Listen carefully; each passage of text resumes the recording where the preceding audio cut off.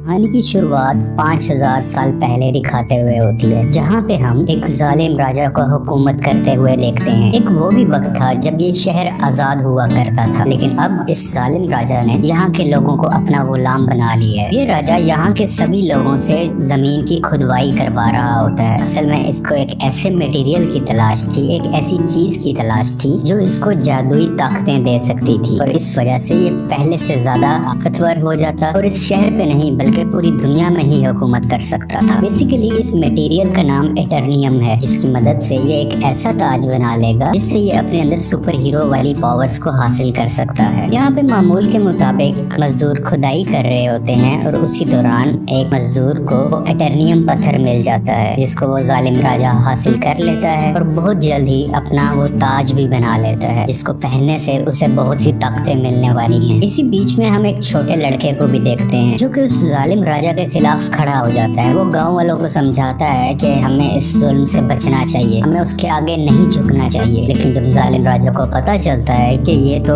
मेरे खिलाफ खड़ा हो रहा है, तो वो उसे मारने का हुक्म दे देता है। और जैसे ही उसको मारा जा रहा होता है तो वो लड़का एकदम से गायब हो जाता है और एक ऐसी जगह पे आ जाता है जहाँ पे बहुत से देवता बैठे हुए थे। ये 6 गॉड्स या देवता इस बच्चे को कहते हैं कि तुमने हिम्मत की, हमें बहुत अच्छा लगा, इसलिए हम तुम्हें एक ऐसी पावर देने जा रहे हैं जिससे तुम एक लफ्ज शज़ाम बोलोगे तो तुम्हारे अंदर हम सब की पावर्स आ जाएंगी और तुम इतने ताकतवर बन जाओगे कि तुम आराम से उस जालिम राजा को हरा सकते हो। ये छोटा लड़का करता भी ऐसे है, वो शज़ाम बोलता है और बहुत ज्यादा पावरफुल बन जाता है और फौरन ही वो उस राजा के महल में आ जाता है, जहाँ पे वो अपना शैतानी ताज पहन रहा होता है कि उसके पास बहुत सी पावर्स आ जाए। लेकिन जो छोटा लड़का जो शज़ाम बोलने के बाद अब बहुत पावरफुल बन चुका है, वो वहाँ आके तबाही मचा देता है और सबको मारने लगता है। ये इतने गुस्से में होता है कि जालिम राजा के साथ साथ वहाँ के पूरे शहर को ही तबाह कर डालता है। और यहीं से कहानी जाती है 5000 साल बाद और हम प्रेजेंट का टाइम देखते हैं। अभी के टाइम पे भी हमें वही शहर दिखाया जाता है जहाँ पर एक गैंग ने पूरे तरीके से इस शहर पे कब्जा किया होता है। ये लोगों पे जुल्म कर रहे हैं, लूट मार कर रहे हैं, पूरी तरह से इस शहर को कंट्रोल में कर रखा है। इसमें इस गैंग का एक ही मकसद है कि उस ताज को तलाश करना, यानी कि ये उसी क्राउन उसी ताज को तलाश कर रहे होते हैं जो आज से 5000 साल पहले उस जालिम राजा ने बनाया था। वो खुद तो मारा गया था, लेकिन उसका ताज अभी भी कहीं ना कहीं इसी शहर में ही दफन है। अब हम एक लड़की को देखते हैं जिसका नाम एड्रियाना है। वो भी इसी ताज को ही ढूंढ रही होती है। ये लड़की पुरानी चीजों को ढूंढने में काफी एक्सपर्ट है, क्योंकि ये आर्कियोलॉजिस्ट है, यानी ये वो लोग होते हैं जो जमीन की खुदाई करते हैं और हिस्ट्री की बहुत सी चीजों के बारे में काफी मालूमात भी रखते हैं। तो ये लड़की एड्रियाना एक केव में जाती है, एक गार में जाती है, जहाँ पे काफी कोशिशों के बाद इसको वो ताज मिल भी जाता है।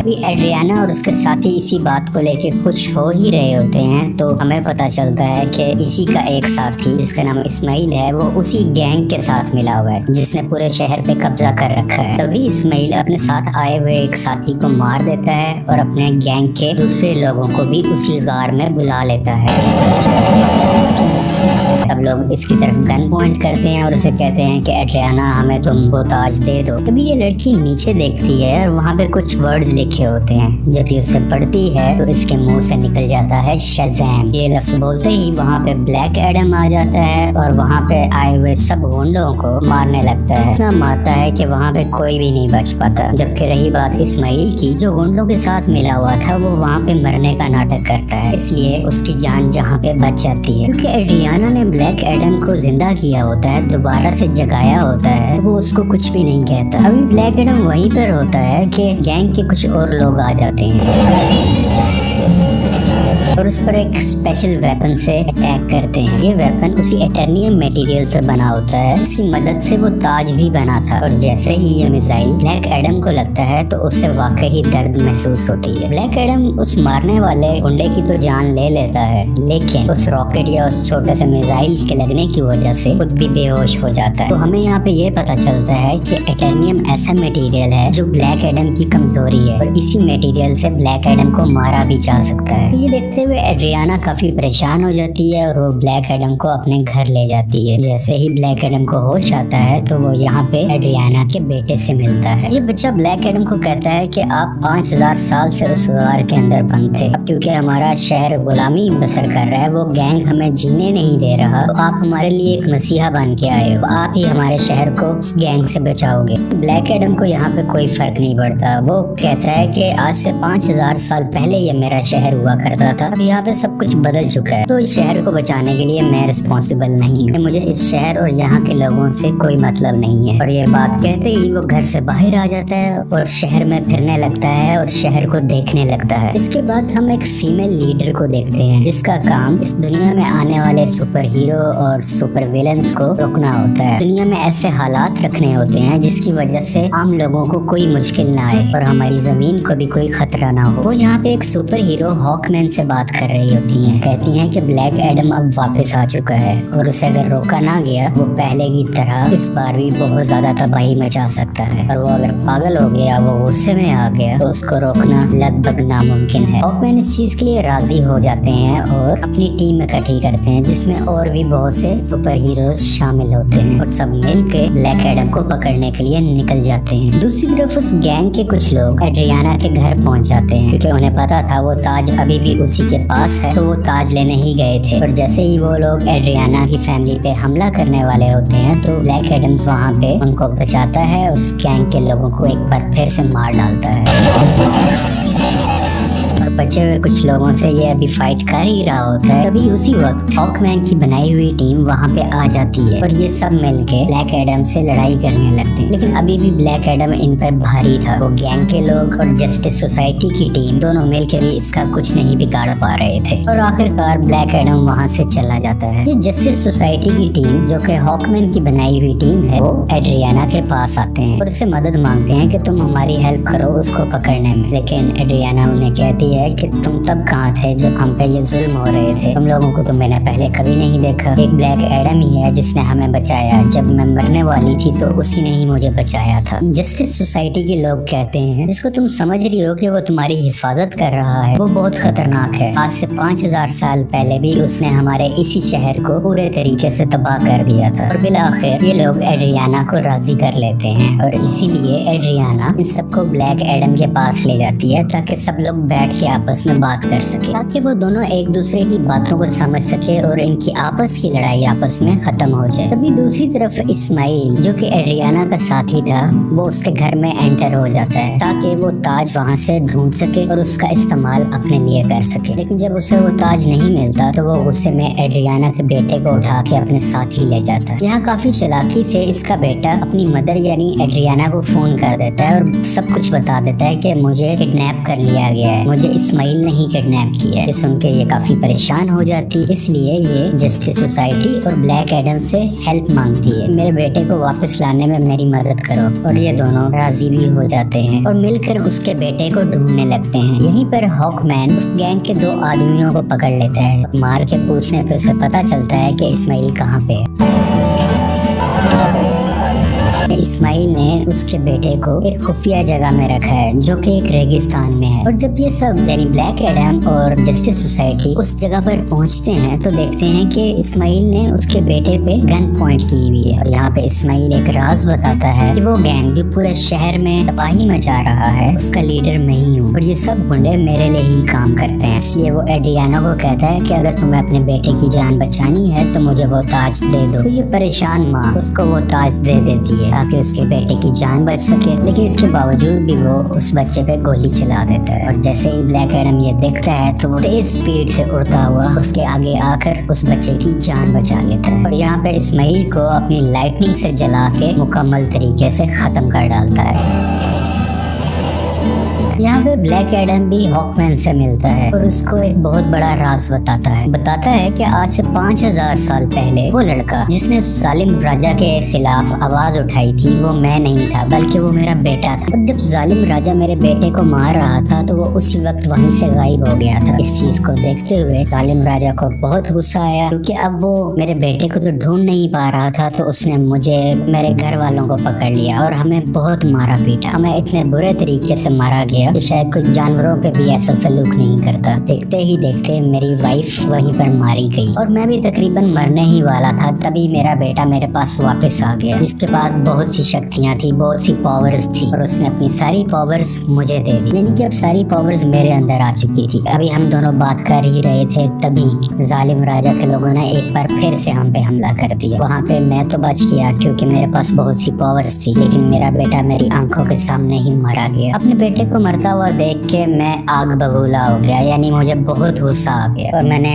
जालिम राजा और उसके लोगों को तो मार दिया, लेकिन वो पावर्स, वो शक्तियाँ मेरे काबू में नहीं रही। मैं उन्हें कंट्रोल ही नहीं कर सका। देखते ही देखते ये पूरा शहर मेरे ना चाहते हुए तबाह हो गया। मेरा ऐसा करने की वजह से उन देवताओं ने, जिन्होंने मेरे बेटे को शक्ति दी और वो शक्ति अब मेरे पास है, वो बहुत नाराज हो चुके थे। मैंने अपनी पावर का मिसयूज किया है, मैंने अपनी पावर को कंट्रोल में नहीं रखा, इसीलिए उन्होंने मुझे उस केव में बंद कर रखा और मैं कई हजार साल तक उस केव, उस गार के अंदर बंद रहा। जब एड्रियाना ने आके नाम लिया तो मैं एक बार दोबारा से जिंदा हो गया। यहाँ पे ब्लैक एडम को अभी भी बहुत अफसोस होता है कि उसकी वजह से पहले भी बहुत ज्यादा तबाही मची और अब भी बहुत ज्यादा तबाही मची है। बहुत से लोग मारे गए। वो हॉकमैन को कहता है कि मैं सरेंडर करना चाहता हूँ, मैं अपनी पावर्स को खत्म करके तुम लोगों के हवाले करना चाहता हूँ ताकि मेरी वजह से किसी को कोई नुकसान ना पहुँचे। इसके बाद ब्लैक एडम शज़ैम का वर्ड बोलता है, जिससे वो वापस से अपनी एक नॉर्मल फॉर्म में आ जाता है, यानी वो एक नॉर्मल इंसान बन जाता है जिसके पास इस वक्त सुपर पावर्स नहीं है। और जब तक ये दोबारा शज़ैम नहीं बोलेगा तब तक ये वापस से ब्लैक एडम नहीं बन सकता। इसलिए ये इनसे रिक्वेस्ट भी करता है, तुम मेरे साथ कुछ ऐसा करो कि मैं दोबारा से ये वर्ड बोल ही ना सकूं। आखिरकार ब्लैक एडम को पानी के अंदर डाल दिया जाता है और उसके मुंह में एक ऐसी डिवाइस लगा दी जाती है जिस वजह से ये बोल ही ना पाए। ये एक छोटी सी जेल होती है जिसमें ब्लैक एडम को बंद कर दिया जाता है। दूसरी तरफ हमें इस्माइल को दिखाया जाता है जो कि मर चुका था और अब वो हेल के अंदर आ गया है। इस्माइल को एक बात शुरू से पता थी कि अगर वो उस ताज की ताकत को हासिल करना चाहता है तो उसका तरीका ये है कि उसको वो ताज अपने हाथ में पकड़ना होगा और उसी वक्त कोई ना कोई उसको मारे ताकि वो मर के हेल में आ जाए, यानी कि जहन्नुम में आ जाए और वो हेल के डीमन से यहाँ पे मिल सके जिनसे वो पावर हासिल कर सके। ये सारी बातें इस्माइल शुरू से ही जानता था, इसीलिए उसने ब्लैक एडम को उकसाया कि मैं जैसे ही एड्रियाना के बेटे को मारूंगा ब्लैक एडम आके उसे बचाएगा और मुझे मार डालेगा और उसी वक्त ताज भी उसके हाथ में ही था। ये सब बातें ये शुरू से जानता था और सब कुछ इसके प्लान के मुताबिक ही हो रहा था। यहाँ हेल के डीमंस इस्माइल से मिलते हैं और उसको अपनी पावर्स दे देते। पहले जैसा इंसान नहीं था, ये सबाक बन चुका होता है। इन पावर्स के साथ इस दुनिया में आ जाता है और हर तरफ तबाही मचाने लगता है। जैसे ही जस्टिस सोसाइटी को इसके बारे में पता चलता है तो वो इसके मुकाबले के लिए इसके सामने आते हैं। यहाँ पे काफी देर लड़ाई चलती रहती है, लेकिन सबाक क्योंकि बहुत ज्यादा पावरफुल था तो ये सब मिल के भी उसको नहीं रोक पा रहे थे। इसी जस्टिस सोसाइटी के एक और टीम मेंबर जिनका नाम डॉक्टर फेट है, वो अपनी मल्टीपल फॉर्म्स में आते हैं। मुख्तलिफ पावर्स का इस्तेमाल करते हुए सबाक को मारने की कोशिश करते हैं, लेकिन फिर भी कामयाब नहीं होते और बहुत जल्द ये सब समझ जाते हैं कि सबाक को ब्लैक एडम के अलावा और कोई नहीं हरा सकता। इसलिए वो यहाँ पे टेलीपैथी के जरिए ब्लैक एडम से बात करने लगते हैं, को बताते हैं कि हमें तुम्हारी हेल्प की जरूरत है और ये लोग यहीं से उसकी काफी हेल्प भी करते हैं ताकि वो खुद को आजाद करवा सके। वहाँ से निकलते ही वहाँ के कुछ सोल्जर्स को मारता है,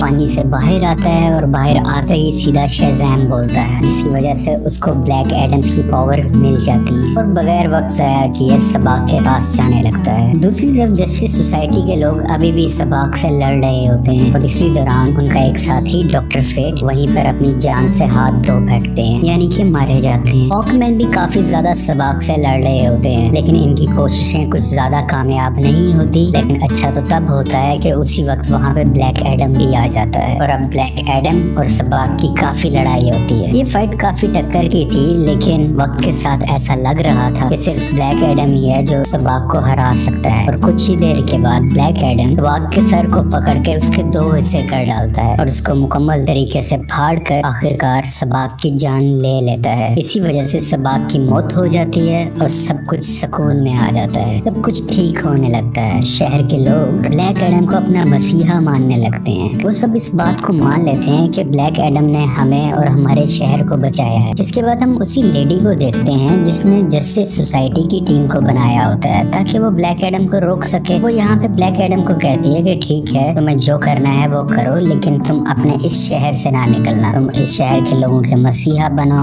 उनका ख्याल रखो, गार्डियन बनो, मुझे उसे परवाह नहीं है, लेकिन अपने इस शहर से तुमने नहीं निकलना, क्योंकि अगर तुम इस शहर से बाहर आए तो तुम्हारे लिए अच्छा नहीं होगा। यहाँ पे ब्लैक एडम बैठा उसको देखता है और कहता है कि मुझ पे कोई हुक्म नहीं चला सकता, और उसका जब भी कुछ भी करने को दिल करेगा वो अपनी ही मर्जी करेगा। लेकिन तभी वो लेडी बोलती है, हाँ शायद तुम ठीक कह रहे हो, तुम्हें इस दुनिया में रहने वाला तो शायद कोई नहीं रोक सकता, लेकिन मैं किसी ऐसे को जानती हूँ जो हमारी दुनिया से नहीं है। और ब्लैक एडम को गुस्सा आता है और वो स्क्रीन को ही तोड़ देता है जिससे वो लेडी बात कर रही थी। स्क्रीन के टूटने से हर तरफ धुआं ही धुआं होने लगता है, और तभी उस धुएं से बाहर आता है सुपरमैन, और वो ब्लैक एडम को कहता है कि हमें शायद बैठ के बात करनी चाहिए। और यहाँ पे सुपरमैन के ये कहते ही इस मूवी की कहानी